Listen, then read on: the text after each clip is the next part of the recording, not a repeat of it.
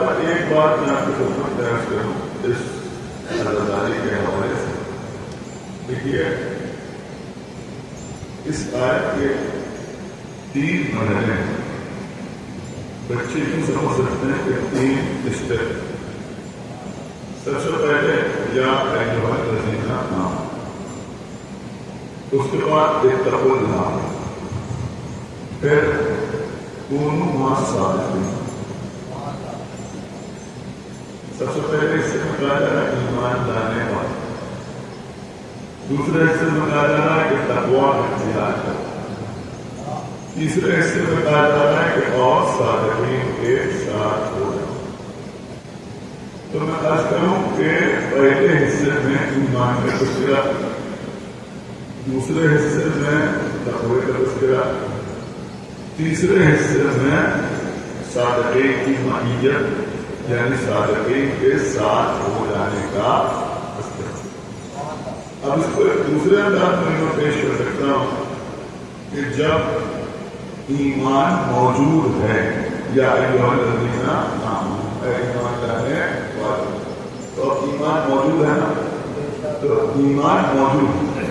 دیکھیے جب اگر کوئی شے کافی ہوتی ہے تو پھر کسی اور چیز کو طلب نہیں کیا. آپ نے شدت کی گرمی میں ایک بڑے سے گلاس میں ہمیں پانی دیا، ہم نے پانی پی لیا، ہماری پیاس بجھی، آپ نے کہا اور، ہم نے کہا نہیں ضرورت نہیں. تو اس کا مطلب یہ ہوا کہ یہ ایک گلاس پانی جو ہم نے پیا یہ ہمارے لیے کافی ہے. لیکن اگر پانی پینے کے بعد ہم کہیں کہیں اور پانی دیجیے تو معلوم ہوگا کہ یہ جو پانی پیا پہلے یہ ہمارے لیے کافی نہیں ہے. تو اب کا ذرا ادبی زبان میں آپ کے سب درج کروں کہ جب ایمان موجود ہے تو تقویٰ مطلوب ہے. جب ایمان موجود ہے تو تقویٰ مطلوب ہے، یعنی ایمان تو ہے لیکن اب تقوی کا حکم دیا جائے.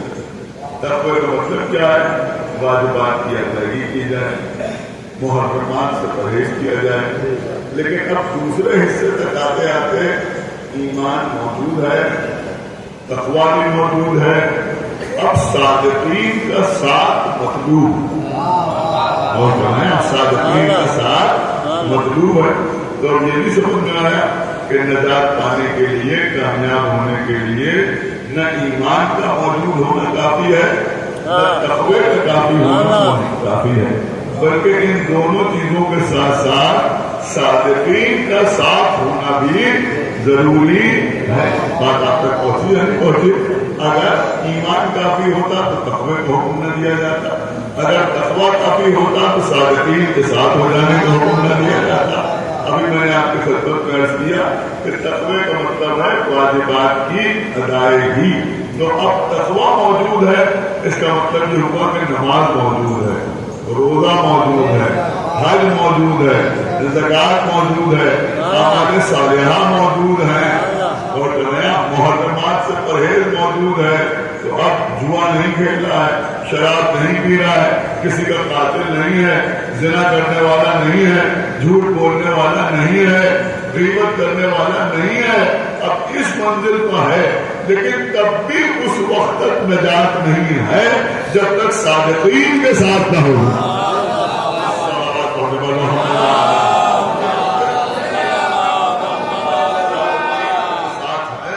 وہ مطلوب ہے. اب لوگ ہم سے پوچھتے ہیں کہ یہ عزاداری اس کا حکم قرآن میں کہاں ہے؟ اگر آپ کسی آیت کو دیکھیں گے تو بہت سی آیتیں ہیں جن کے ذریعے سے ہم عزاداری کو ثابت کر سکتے ہیں یا عزاداری کے دلائل پیش کر سکتے ہیں. لیکن اگر کسی آیت کو غور سے پڑھ لیا جائے تو یہ کونوا مع الصادقین کے تحت یہ عزاداری آتی ہے یا نہیں آتی؟ آتی ہے یا نہیں آتی؟ دیکھیے قبلہ ایک سوال ہے، میں آپ کی خدمت میں عرض کر رہا ہوں. دنیا میں جتنے مسلمان ہیں، یہ بہت بڑا مسئلہ ہے، جنگ جمل، جنگ صفین، جنگ نہروان، یہ خالی شیعوں کو میٹر نہیں. اگر مولا علی پہلے دور خلافت میں، دوسرے دور خلافت میں تیسرے دور خلافت میں تلوار اٹھاتے تب بھی ہم علی ہی کے ساتھ ہوتے.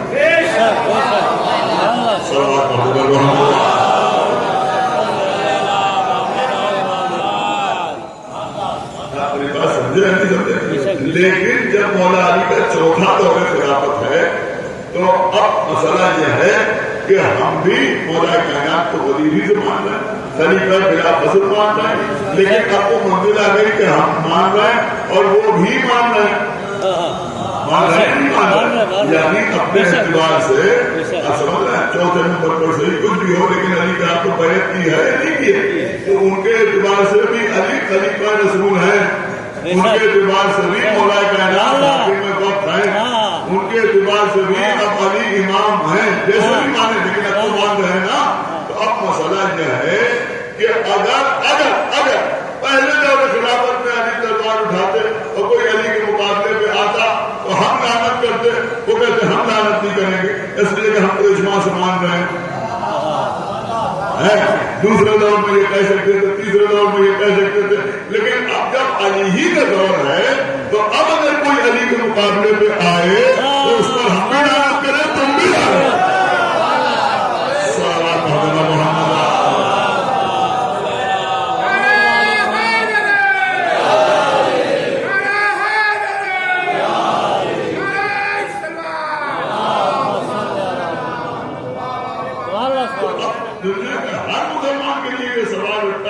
اگر وہ جنگ جمل میں ہوتا تو کدھر, لیکن یہ ہے صادقین کے ساتھ, وہ جنگ صفین میں ہوتا تو کدھر ہوتا, مولا علی کی طرف ہوتا یا حاکم شام کی طرف ہوتا, نہروان میں ہوتا تو کدھر ہوتا, مولا علی کی طرف ہوتا یا خوارج کی طرف ہوتا, میں کچھ خاص کر رہا ہوں, کدھر ہوتا. اگر نہروان میں ہوتا تو کدھر ہوتا, جمل میں ہوتا, بھائی بھیا بات مانتے ہیں ابھی کوئی سنی بات ایک صلوات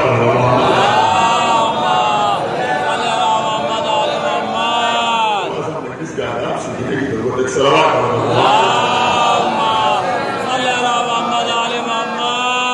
تو اگر جوان میں ہوتا تو کدھر ہوتا, اگر صفین میں ہوتا تو کدھر ہوتا, اگر نہروان میں ہوتا تو کدھر ہوتا. پھر ایک سوال اور اٹھے گا کہ اگر کربلا میں ہوتا تو کدھر ہوتا. دیکھیے یہی سے عدالت کی حفاظت سمجھ میں آتی ہے کہ مسجد سے نماز پڑھ کے نکلا تو اس کے لیے بھی سوال ہوگا کہ جوان میں ہوتا تو کدھر ہوتا, صفین میں ہوتا تو کدھر ہوتا, مہربان میں ہوتا تو کدھر ہوتا, کربلا میں ہوتا تو کدھر ہوتا. لیکن فرش اعلیٰ میں آنے والے کے لیے, حسین کے عزمار کے لیے یہ سوال نہیں ہوتا کہ جوان میں ہوتا تو کدھر ہوتا, صفین میں ہوتا تو کدھر ہوتا, کربلا میں ہوتا تو کدھر ہوتا. صلوات پڑھنا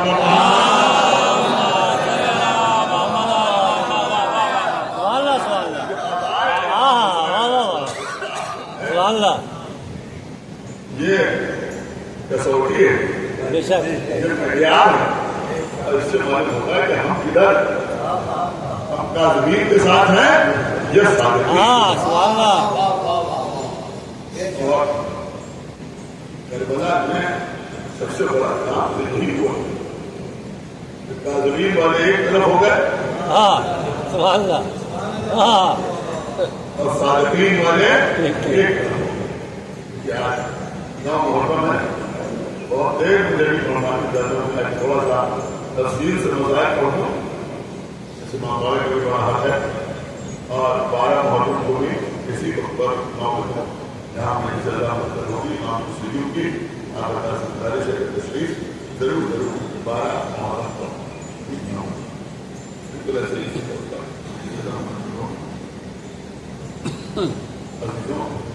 کربلا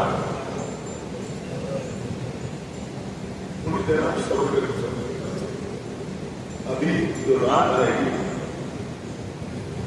اس کو شب عاشور کہا, یہ ہے فیصلے کا.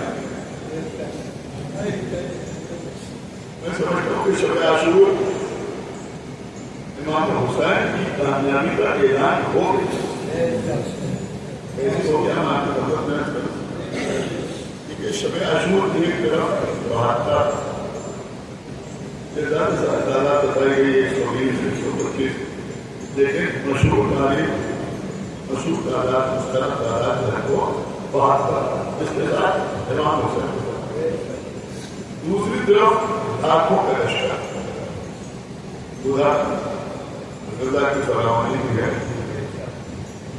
پانی کی روانی بھی ہے, انعام اور اکرام کا وعدہ بھی ہے, بڑی تعداد ہے, حکومت کی سپورٹ ہے, ادھر 72 بھوک بھی ہے, پیاس بھی ہے, اثاثہ بھی اتنا نہیں ہے, تعداد بھی اتنی قلیل ہے. پھر اسی رات میں 2 تقریریں ہوں. ایک تقریر کے سرسار اپنے دشت کے سامنے کر رہا ہے, اور ایک تقریر آقا حسین اپنے مختصر سے دشت کے سامنے اس انداز سے بھی سنا ہے.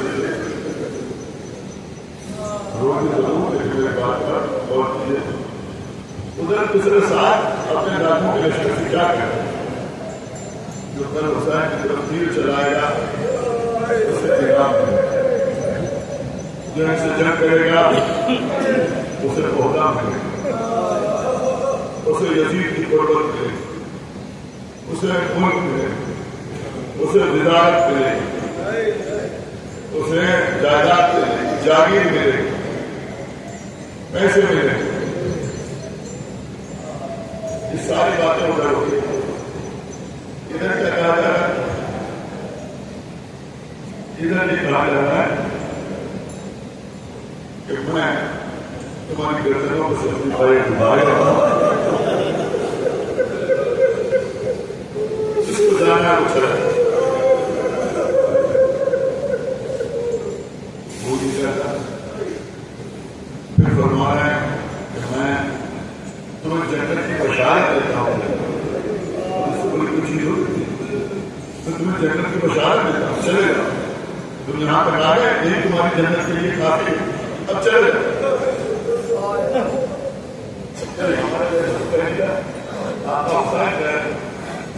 ہمارے جیسا کہے کہ وہ اسی کی جنت کے ٹھکانے نہیں, لیکن اگر آپ کا حسین کہہ رہے ہیں کہ چلے جاؤ, جنت یقینی ہے اس کے لیے, لیکن پوری طرح. پھر آپ کا حسین کہہ رہے ہیں کہ میں شراب بجھا دیتا ہوں. اگر شرم آ رہی ہے, غیرت آ رہی ہے, سامنے سے جانے کی, تو وہ شراب بجھا دیتا ہوں, چلے گا. اب بھی کوئی جانے کے لیے تیار نہیں. شراب دوبارہ جلائے, جو جہاں کو بیٹھا ہے وہیں کو بیٹھا. اب آپ کا حسین ہے شہداء کی فہرست بنانا شروع, کل کون کون قتل کیا ہے. آپ ذرا غور کریں, بالکل فرق تقریریں ہیں نہیں. ادھر کہا جا رہا عہدہ ملے گا, منصب ملے گا, جاگیر ملے گی. اب امام حسین شہداء کی فہرست بنا رہے ہیں. اصل خدا کے آقا حسین کے ایک ایک لفظ میں حکمت کیا ضرورت ہے شہداء کی فہرست بنانے کی. نہیں, امام حسین ظاہر کرنا چاہتے ہیں کہ دیکھو میرے اصحاب کس منزل پر ہے. اگر فہرست شہداء نہ سناتے تو ہو سکتا ہے کوئی یہ سوچتا یا کوئی لکھ دیتا یا کہہ دیتا یا پڑھ دیتا کہ امام حسین کے ساتھ عباس جیسا بہادر موجود. خدا کا حسین شجاعت بے نظیر تھے, اور صاحب سوچ رہے تھے کہ یہ جنگ کریں گے, سارے لشکر کو کاٹ کے بھیج دیں گے, یہ لوگ فاتح خیبر کے بیٹے ہیں اور ہم زندہ سلامت اپنے گھر چلے جائیں. جب کوئی کہتا کہ انصار حسین سوچ رہے ہوں گے کہ بھائی یہ امام حسین ہے, بدر میں احد میں ان کے نانا کی مدد کرنے کے لیے فرشتے آئے تھے, تو یہاں بھی فرشتوں کا لشکر آ جائے گا اور ہم کامیاب ہو جائیں گے, زندہ سلامت واپس آئیں گے, کوئی ایک بھی ہمیں سے مارا نہیں جائے گا. اس لیے امام حسین شہداء کی فہرست سنا ہے. امام حسین فہرست ہے شہداء سنا ہے, کیونکہ کل میرا عباس مارا جائے گا. پہلے بتا دیں کہ عباس مارا جائے گا, عباس شہید ہو جائے گا, میرا اکبر مارا جائے گا, میرے بھانجے ہونا محمد شہید ہوں. अफसार के नाम बताएंगे कौन कौन मारा जाएगा।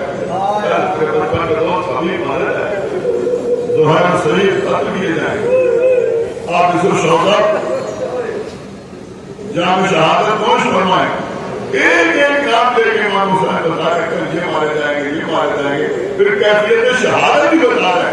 तुम्हारे सीने पर लहरा लगेगा, तुम्हारे गले पर तीर लगेगा, तुम्हारे पुष्प पर गोश्त मारा जाएगा, तुम्हारा सर जख्मी होगा, तुम्हारी गर्दन पर छुरी चलेगी।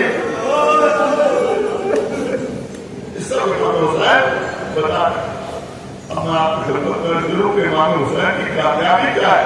कामयाबी है कि हुसैन शहादत की बशारत दे रहे हैं और उधर माल सर का लालच दिया जा रहा है, ओहदे का लालच दिया जा रहा है, जागीर का लालच दिया जा रहा है। लेकिन कोई एक आदमी इमाम हुसैन के छोटे से लश्कर में भूख और प्यास के बावजूद आका हुसैन को छोड़ के जाने वाला नजर नहीं आता। लेकिन वहां इतनी लालच की बातें सुनने के बाद भी खुद भी इधर आ रहा है, खुद का बेटा भी इधर आ रहा है, खुद का गुलाम भी इधर आ रहा है। लेकिन बगावत हमेशा शिकस्त होता लश्कर में होती है। सिपाहियों की फितरत जो होती है, जब उनको एहसास होता है कि ये लश्कर हार रहा है तो वो दूसरी तरफ जाने की कोशिश करते हैं। तो खुद का आना ये बताता है कि करबला में हुसैन कामयाब। ये शबे आशूर थी, नवी मोहर्रम है, मुख्तलिफ मसाइल पढ़े जाते हैं, अलग अलग मोहर्रम है। आज दिनभरों से 6 महीने के बच्चे के मसाइल भी पढ़े जाते हैं। 5 मोहर्रम को के मामले में तफसील से मसाइल पढ़ चुके हैं। लेकिन बस एक बात और लीजिए, आखिर गुजारिश है ये तो अगले बरस हम है, अगले चल बसे तो फिर अपना सलाम आखिर है।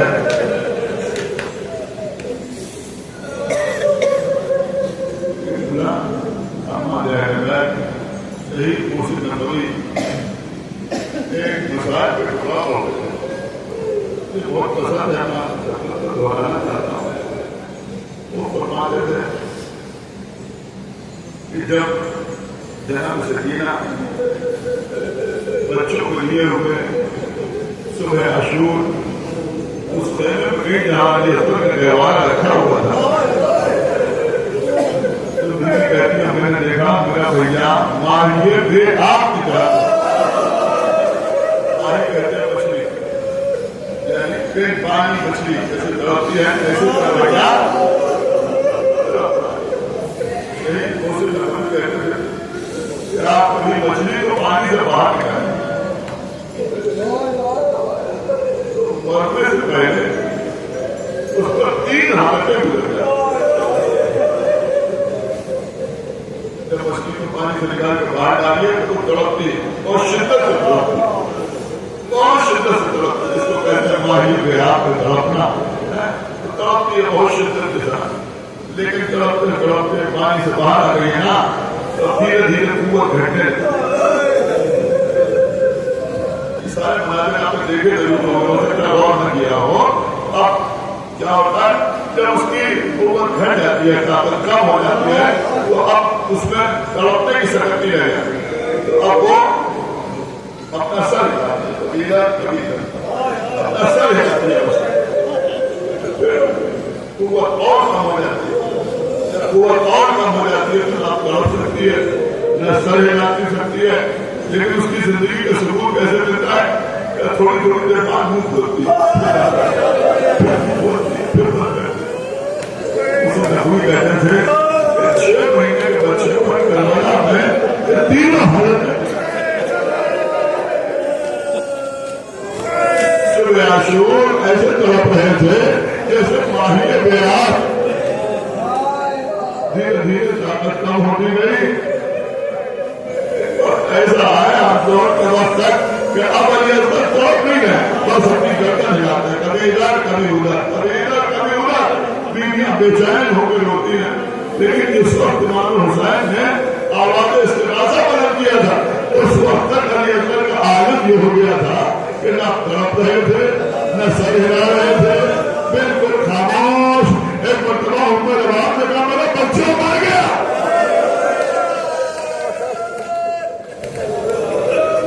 بی بی زینب نے غور سے دیکھا، جملہ ملتا ہے کہ بی بی نے فرمایا نہیں دیکھو ابھی ابھی علی اصغر نے منہ کھولا تھا، ایسا مطلب یہ ہوا تھوڑی تھوڑی دیر کے بعد سانس لینے کے لیے منہ کھولتے تھے پھر بند کر دیتے تھے۔ اس حالت میں علی اصغر تھے کہ اللہ نے اعجاز امام حسین کے استغاثے کا، امام حسین نے آواز دی حل میں ناس نہیں انصر اللہ، ابو علی اصغر جو ابھی طرف نہ پا رہے تھے اپنے کو کہلانے لگے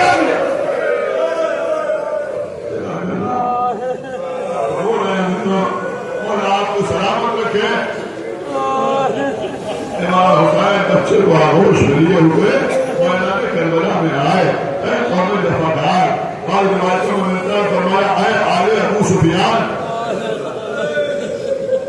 اس بچے کی خطا بتا دو، اس سے کیا کیا؟ اس کی ماں کا دودھ خوش ہو گیا، اسے تو تھوڑا سا پانی پلا دو۔ کوئی جواب نہ آیا۔ اچھا تم سمجھتے ہو اس کے بہانے میں پانی پی لوں گا، میں اسے جلتی ہوئی لیپ پر اٹھا دیتا ہوں، تم خود آؤ اور آ کے پانی پلا دو۔ ہاں عزیزوں، بچے کو جلتی ہوئی زمین پر اٹھایا، بچہ لیٹنے کے ساتھ ہی کربٹیں بدلنے لگا۔ حسین نے آغوش میں اٹھایا، اے میرے لال، تم بھی تو حجت خدا کا فرزند ہو، انہیں بتا دو میں پیاسا ہوں۔ اپنے خوش گھوٹوں میں پھیرنا شروع کی، پورا دشمن کی منہ پھیر پھیر کے رونے لگے۔ تو صحیح موقع تھا کہ جب پورا جانت تیرے پسر صاحب نے معلوم نے پکار کے کہا آئینہ آئینہ ہر بنا افتح کلام الحسین، ہر بنا نے 3 بار کا 3 چلنے کمان میں جوڑا، 6 مہینے کے بچے کے گلے کو نشانہ بنا کے چلایا۔ ہمارے شہر کے لوگ بیٹھے ہوئے ہیں، آپ کے گھروں میں بیویاں نوحہ پڑھتی ہیں، روزانہ ہر گھر میں ماتم ہوتا ہے، اس پر روایتی نوحے پڑھے جاتے ہیں، اس کو برقرار رکھیے گا۔ ہاں اسی میں ایک نوحہ پڑھا جاتا ہے جس کا ایک شعر ہے کہ ایک تیر سے زخمی دل، دوسرا ایک تیر سے زخمی دو ہوئے گردن صغیر بازو امام۔ حسین کے بازو میں لگا، امام حسین نے تیر نکالا۔ تو حضرتوں ایک جملہ عرض کروں، دیکھیے کربلا کے میدان میں جناب حبیب کی شہادت حسین کے لیے معمولی صدمہ نہیں، مساق ہے تو کبھی نہیں کرنا چاہتا، ضرور جزیدہ آپ لوگ نہیں کے لیے آتے ہیں۔ جناب حبیب کا مانا جانا امام کے لیے معمولی صدمہ ہے، بچپن کے دوست ایسا چاہنے والا جناب حر کی شہادت ابھی ابھی تو آیا تھا مہربان، لیکن کوئی معمولی بات نہیں۔ سید تو ہے جناب جون، جن کے لیے فرمایا آپ تو ہمارے چچا ابوذر کی نشانی ہے، اتنے شہداء، پھر بنی ہاشم، جناب عون، جناب محمد، جناب قاسم، جہاں پہنچ کے گئے میرے لال کو پکارتے رہے، مجھے آنے میں بڑی دیر ہو۔ جناب عباس دارو کر کے فرمایا الان انت سر زہری، میرے بھیا تمہارے مرنے سے میری خبر ٹوٹ گئی۔ پھر قیامت 18 برس کے اندر سینے سے بچی نکالی، کیا حال ہوا؟ آنکھوں کی روشنی جاتی، اور تمہارے باپ زندگانی دنیا کا خاک ہے، علی اصغر کی شہادت میں کیسے سناؤں آپ کو؟ علی اصغر کی شہادت عجیب شہادت، اس سے بڑا صدمہ امام کے لیے کیا ہو سکتا ہے؟ اس لیے کہ جب حسین اور محمد کے سرانے گئے تو بچے زخمی ہو چکے، جب جناب قاسم کو پکارنے پر گئے تو قاسم کا ناشا کے قوم بچ چکا تھا. جب حسین عباس کے جنازے پر گئے تو بازو ختم ہو چکے تھے. علی اکبر کے پاس پہنچے, سینے میں برچھی لگ چکی تھی.